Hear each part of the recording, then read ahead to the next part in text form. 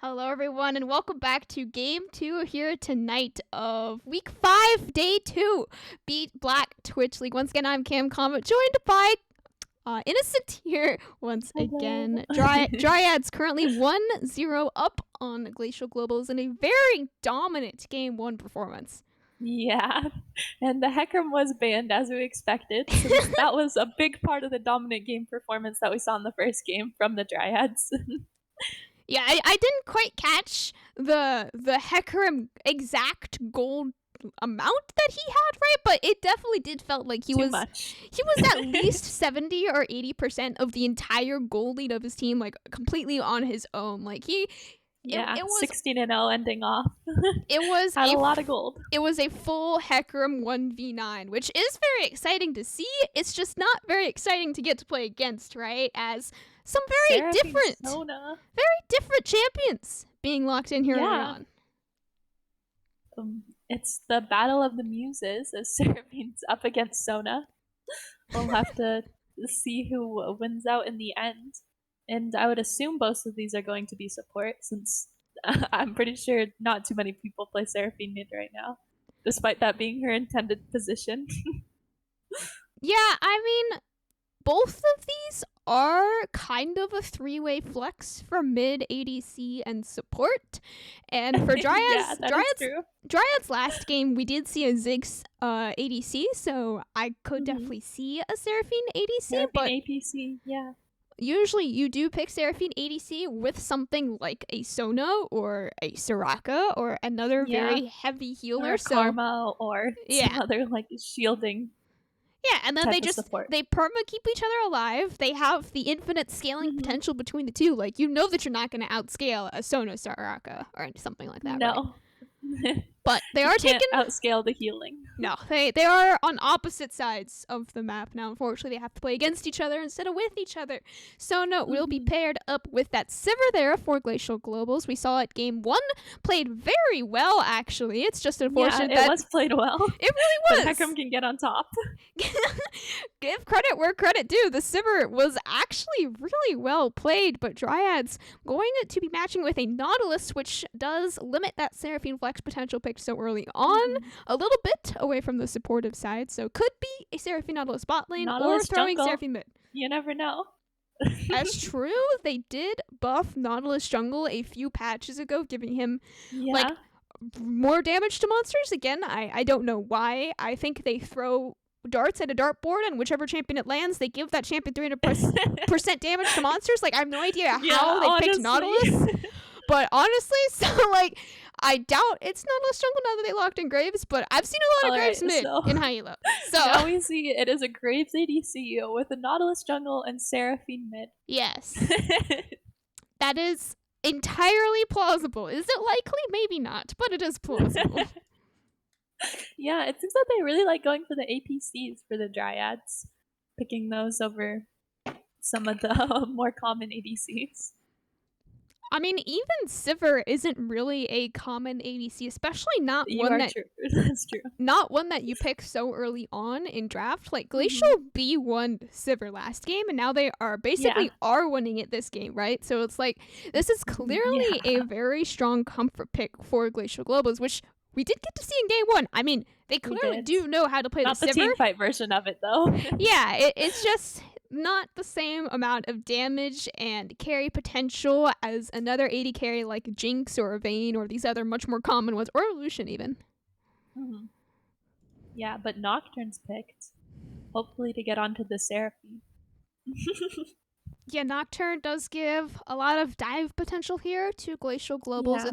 It's not as strong as the Wombo combo that they had with Jarvan and Mumu, so it is much harder to actually be able to land it well if they do land the Paranoia on top of the Sona ultimate, but still, it's like, if you are able to land it, especially onto the Seraphine, which so far, out of these 3 champions Dryads have picked, is the only one you'd want to. Yeah, it's by far the easiest to actually dive her out of the other 2, so it's like, if you're going to be diving someone, it better be the Seraphine. As of right now, we still have some other picks, but I would assume that they would go for a few more tankier picks, as it worked out pretty well for them last time. But Galio is banned out, so No more Galio. The Galio did cause a lot of trouble for Glacial Globals with just how Yeah. easy it is to The roam. stacked CC. Yeah. And that. It's just the power of easy roaming, and you don't even need as much communication for it. It's just like, all right, I'm pressing R on you now. Go in. It's like, okay. Like you can trust it, and you can see the giant circle around your face. And Malphite, being a very similar champion to Galio, yes, he doesn't have a global ultimate, but still is very strong in specific team fights and has that same very easy CC that is able to be landed. Yeah. But what I'm concerned about is the fact that they might just pick more tanks on the side of Dryads, and then it's really hard for Nocturne and Malphite to really do anything at all, because they can have as much CC as they want, but if they can't kill him, then there's quite a big problem. Something I would absolutely love to see on R5 right here from Glacial Globals. Maybe it's not an actual good champion, right? But if Shen was picked here on R5, you have a Nocturne into Malphite into Shen. Yeah. That sounds like quite the combo. And then a Sivir Q to top it all off. Yeah, that's like, that would be pretty. Oh, and then of course the Sona ultimate, but we don't worry about that. That's short range. That's boring. That's not global. Exactly. We want more globals. Seraphine's the new updated version. Their name is Glacial Globals, right? We gotta get some more globals. And they don't even have any glacial champs. I don't know. True. Cho'Gath. Kinda not sticking to their name, if you ask me. Not sticking to the name, not sticking to the monthly theme, man. This is real rough here for Glacial Globals, man. It's going downhill. Yeah. Maybe they just didn't get the memo. No, they're working on it. They're still thinking about that one there. As Cho'Gath and a potential Diana here hovered from Dryads, right? Cho'Gath into Malphite is quite the slap fest, quite the noodle fest in top lane. But if either of them do get fed, more so the Cho'Gath, then that's gonna be one beefy tanky boy. Definitely. And it looks like Azir will be picked for Glacial.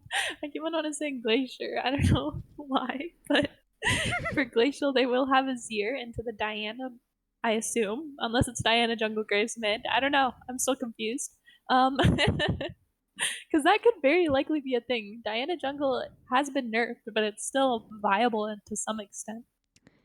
I actually don't know that. That's like a complete 50% chance kind of thing for me, because I really don't have a prediction as to where those two champions are going. Because Diana Jungle was nerfed, but I don't think Diana into an Azir is a very good matchup for Diana, whereas I believe it's actually a really good matchup for Graves. Yeah, so we'll just have to see if they decide to switch where those champs go, or maybe they'll just go as intended and see how it'll play out in the end, because they might be confident in how they played after last game. And if this Graves gets fed as an alternative to the Hecarim, then that's not just going to be... He may be a little less tanky, but that's a lot more damage and utility. Yeah, I mean, it's the power of being able to engage powerfully, or I said power twice, but engage good and disengage good. Yeah. When you're able to do both of those on even just one champion, but throughout an entire comp, right? It's like Seraphine ult can engage or disengage. Nautilus is really only used for engage. Graves, Smokescreen, like you were saying, can be an engage or a disengage depending on how it's used. And I specifically like champions like that because of the versatility, allowing you to pick them earlier and into more comps like Glacials. And yeah, Nocturne's only real target, I think, is Seraphine. Like, they don't really have much to go over top of it. They don't have much to follow him up if he does go diving the backline, other than maybe a Malphite ult. But his only target really would be Seraphine, because the rest might be a little too tanky for him to really take out very quickly, unless he does get fed, which after last game, I guess anyone can just get fed.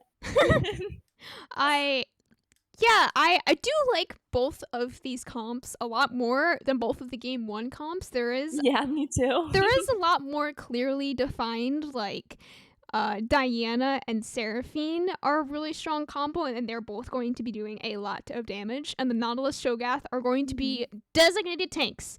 There's not going to be a Wombo Wukong that's like doing damage and taking us. No, Cho'Gath is going to be a tank. We know that for 100%. Maybe he'll build Everfrost, but then after that, he's still going to build tank. That is how that chippy works. If he builds AP Cho'Gath, I'm going to be very sad. But could go AP Malphite too. You never know. Oh man, he could go AP Malphite. I have it looks seen like a lot. Lose by 200 Ping playing top this game?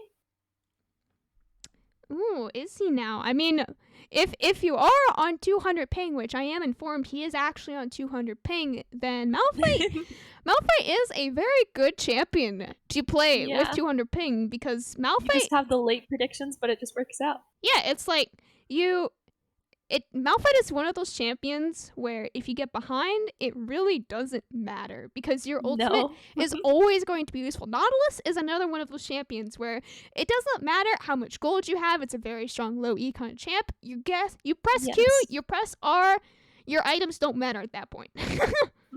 You just have the abilities, and that's all you need. Once you get level 6, you're just good. You can just sit in base until they team fight. Yep, pretty much. Now, do you have any particular predictions or anything about this game to hear? Do you think it's going to be a 2-0 or 1-1? I mean, I think a lot of it just depends on Shippo's how he plays this game out. If he goes for like a heavy ganking style like he did last game, then and gets fed to some extent, then I think it'll definitely become a 2-0, because he definitely knew how to play it well. Where even when he was caught out to some extent, his team was really good at rotating to save him. And maybe without the Galio ult, they won't have that same ability to rotate, but they still have a lot of mobility with the Seraphine being able to speed everyone up and the Nautilus being able to hook onto the walls. So as long as his team continues to back him up, and if he gets fed, then that could be game. But if the Sivir is able to do more this game, then I think it'll be a lot better in their favor. So if they get the Sivir to get a few more kills, because I think last time more than 0 only had 1, I think. So yeah, a few more kills on the Sivir could definitely turn the tides of these matches as well, and make it a little less of a crush, as the first game might have been called. Yeah, hopefully we hope and pray for Mr. Unfortunate here on the Sivir to have a slightly less unfortunate game to hear. But with that, we will be going to a short break. Spectator delay taking down Dokuri, where we'll be right back with your game 2 here tonight.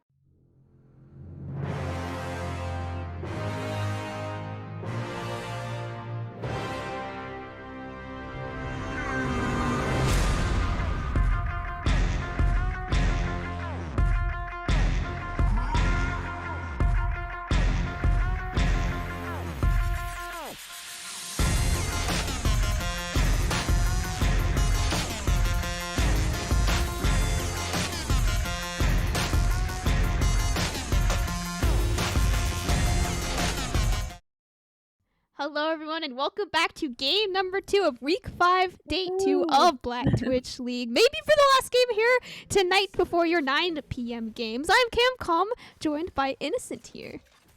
Hello. I like to keep my greetings the same every time, I guess. Hello. Dryads gonna go for another 5 point.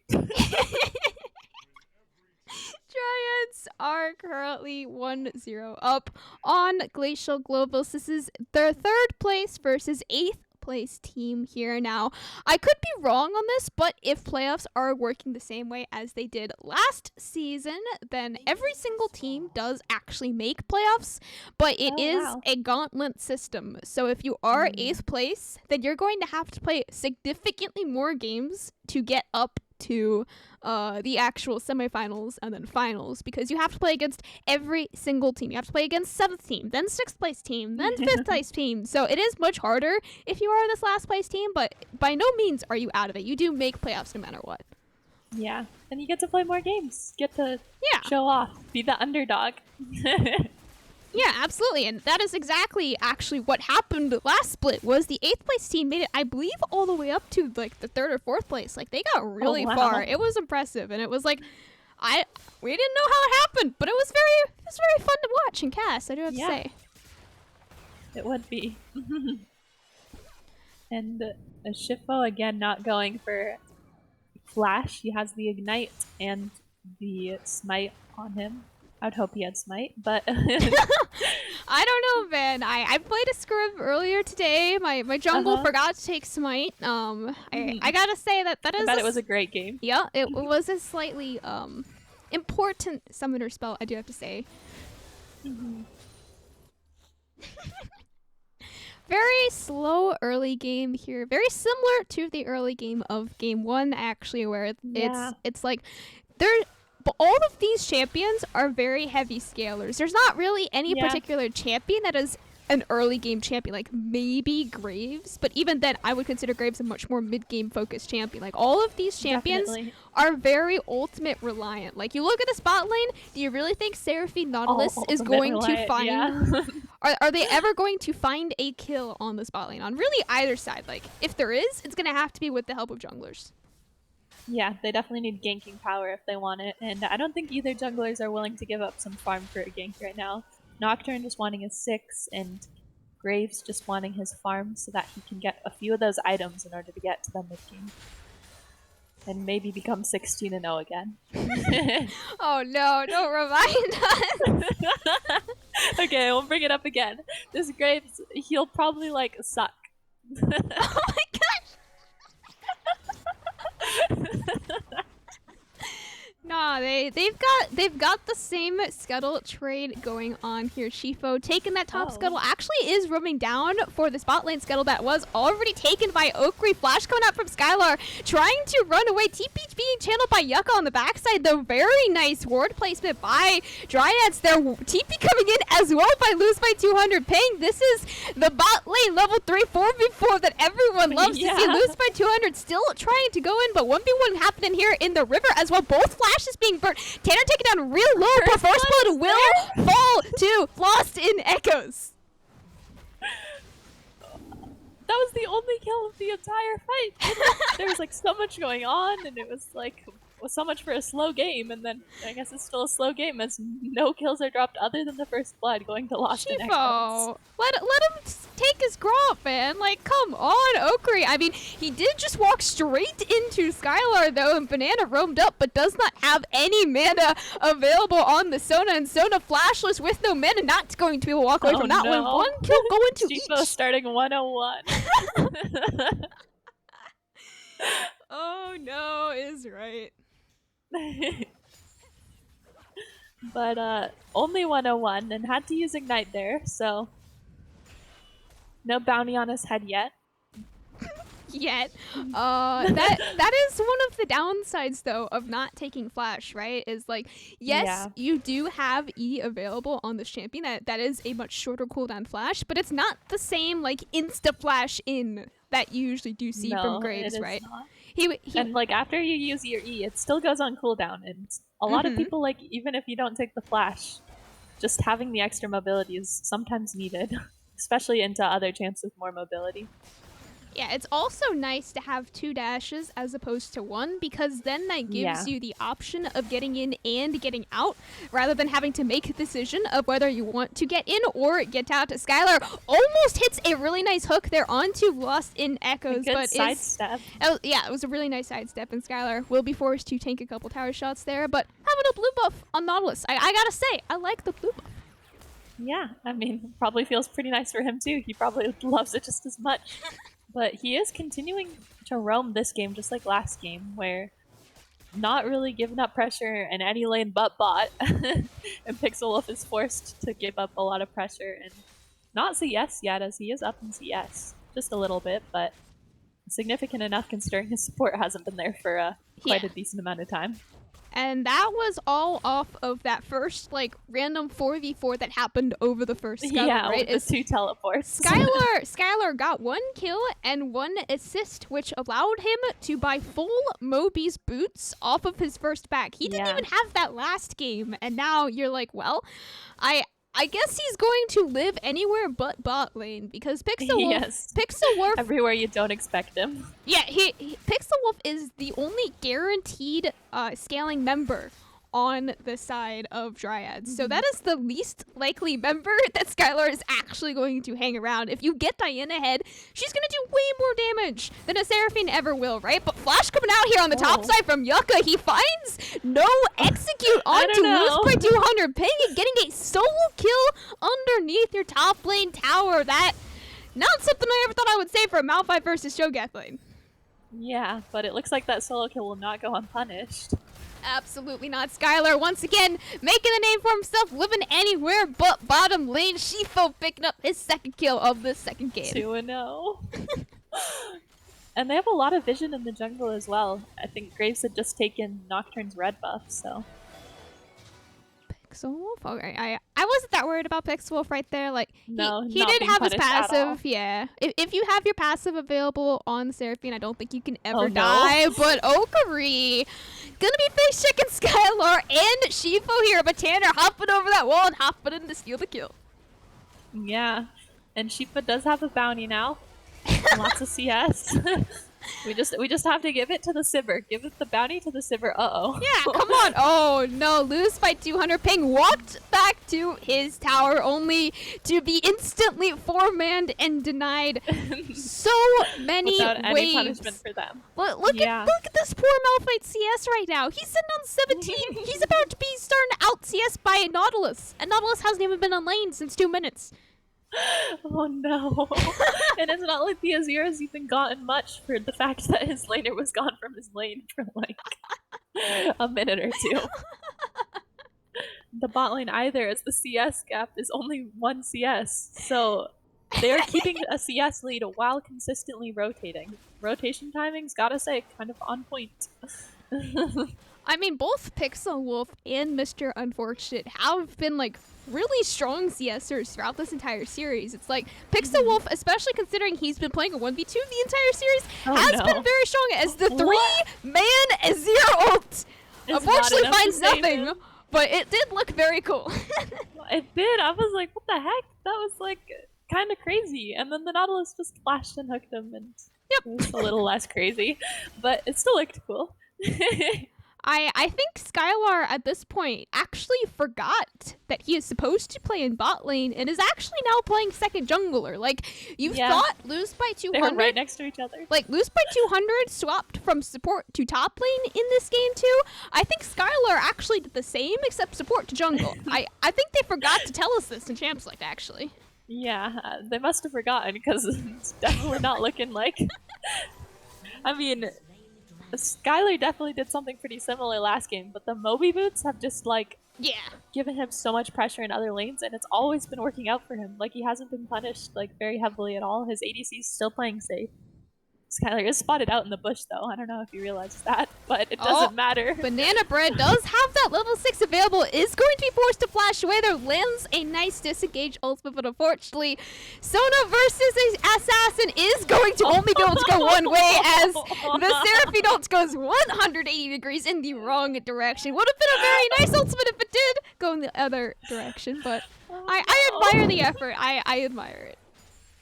Well, at least they finally were able to punish that Seraphine, knowing that, Skylar has not been in lane for a few minutes.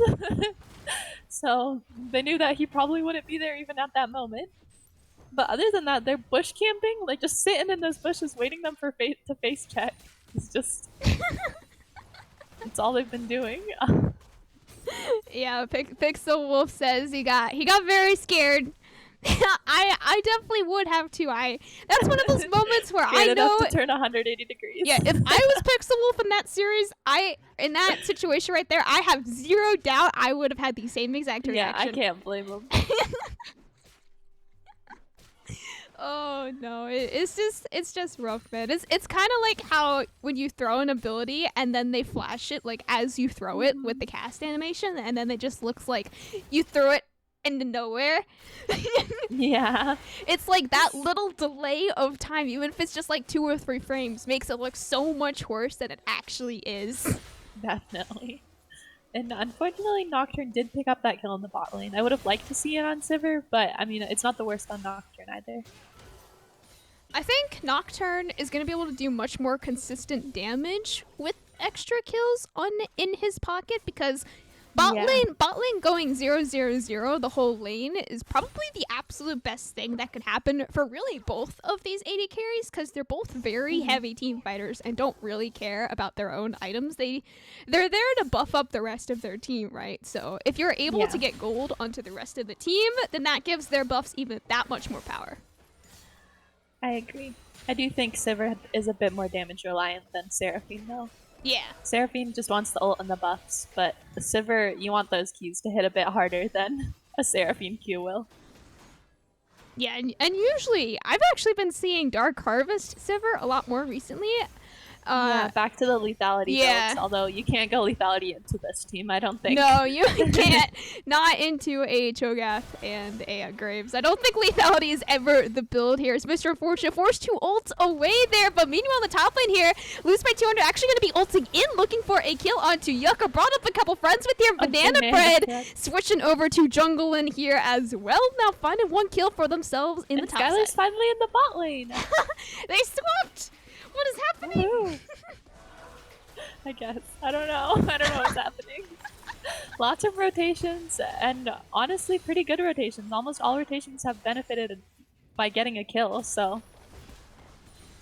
Yeah, I mean... And it looks like now, Unfortunate's gonna try and play safe. They're 3-man pushing both of these lanes right now, so you think that there's more gold going into one team's pockets, but in actuality, like, all of this gold is 100% even on both sides. Like, yes, you look at the gold graph and it's like maybe a 1.5 to 2,000 gold lead in the favor of Dryads, but that's a very small gold lead for the amount of kills and plates and dragons and everything else like that they have been able to secure, as now Tanner is the next one on the table here to be caught up. Paranoia dropped, and that shutdown will be falling to Lost in Echoes.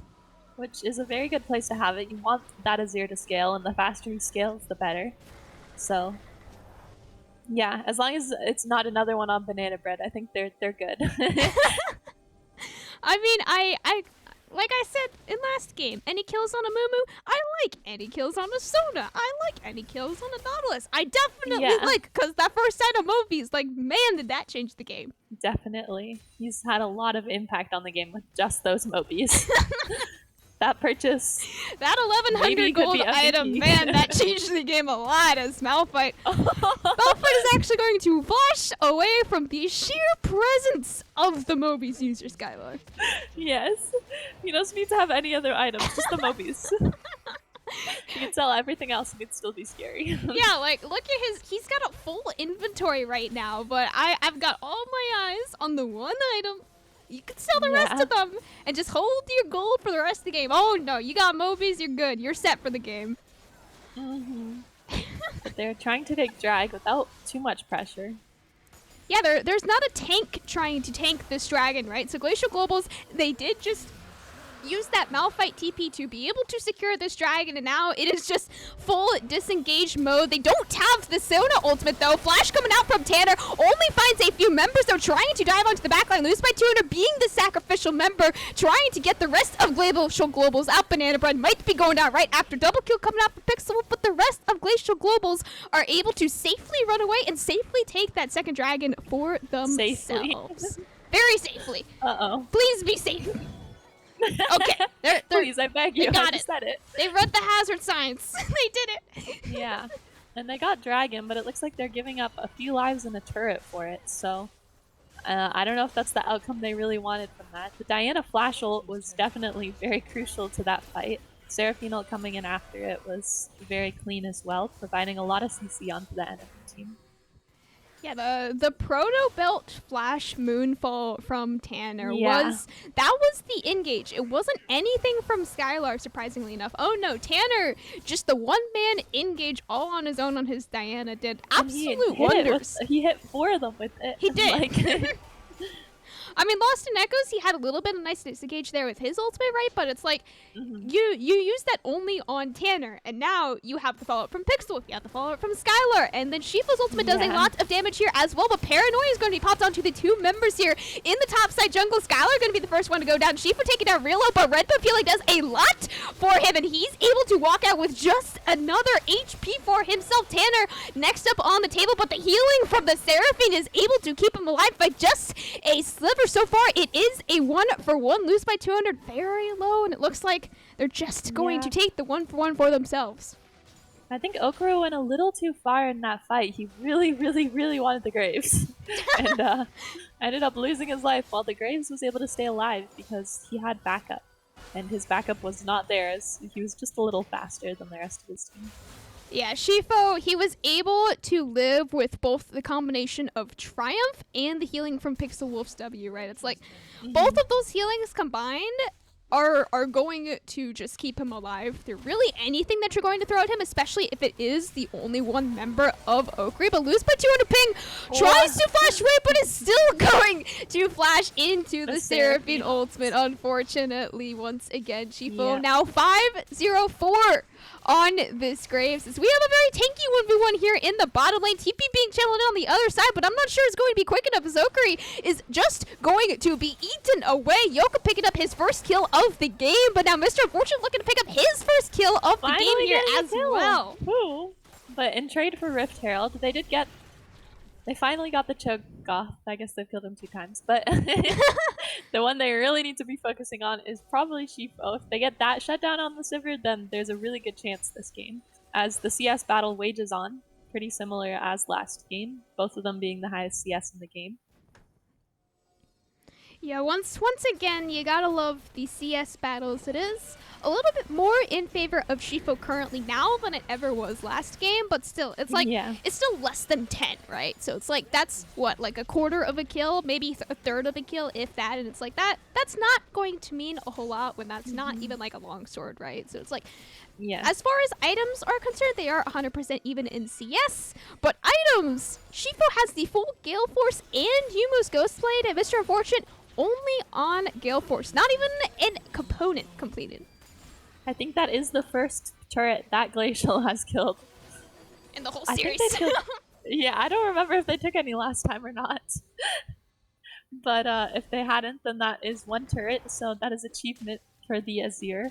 Getting that turret there. But they also had 2 Herald charges on the top lane, picking the tier 2 tower and then hitting the tier 3 tower, getting it pretty low, so they'll have to stay safe if they don't want that inhib to fall. Yeah, a lot of these recent fights have been going 1-for-1 or 2v2 or otherwise somehow even in terms of kills. But then this gold lead has still been slowly and steadily increasing for Dryads. And that's just because of how much or how many objectives they have been taking after these team fights. Like, yes, the kills are 100% even, but then there's a tower, but then there's a Rift Shield, but then there's a dragon, but then there's an Okri that's dead trying to take his blue buff. I mean, at this point... It's not his. No, that's true. That's true. It's not actually his blue buff. The enemy team is claiming it for themselves, Shifu having full priority over both jungles being 6-0 and 4. add another 10 kills, and you'll have a repeat of last game. As they get their second dragon here, not being able to contest with that Nocturne being basically their main carry despite being 1 in 5. He's just a little dead after that blue buff extravagant party. I mean it was very level 3-esque where both of these teams I'm pretty sure every single TP was actually burned at level 3. Yeah. Like that's something that I don't get to see a whole lot, and when I do, I get very excited. As Paranoia being dropped here in the mid lane, they might have found the first engage that would actually win a team fight here for Glacial Globals, but Shifo has finally arrived. Her TP being channeled as well. They only have so long to deal the damage that they need. 2 kills already going over to Shifo, Mr. Unfortunate. Next up on the table, triple kill once again coming out for Shifo, and there is just nowhere left to go for Glacial Globals. That was the perfect engage. You landed absolutely everything, and it was still a 3-0. The Paranoia was very good, got onto the Diana, but Diana was able to hex pick away. And then after that, the Seraphine ult coming in along with the Diana ult and then stopwatch. They were pretty safe in the end, with the enemy team CC'd just in time for their Graves to come in and get the triple. Yeah, Shifo, he wasn't even there at the original engage. The original engage No. was onto Tanner, Pixel Wolf, and then Skylar. And then they got the TP in, and Shifo arrived just in time. Or, like you said, he got himself another triple kill. Now, all of a sudden, he said 9,04700 shutdown on his head, looking like he's building an LDR as his next item as well, just to make sure that Lose by 200 remembers that he has 50 CS to the 150 on Yucca. Oh no. It's real rough for this Malphite. He's playing hard, low econ right now, but yeah, maybe a little too hard. But he's farming the top lane wave, and I believe in him to get a bit more of the CS. I believe CS as well. gap did increase in between Graves and Sivir, though. Unfortunately, the CS battle is becoming less of a battle. Nah. As the Graves becomes even more dominant.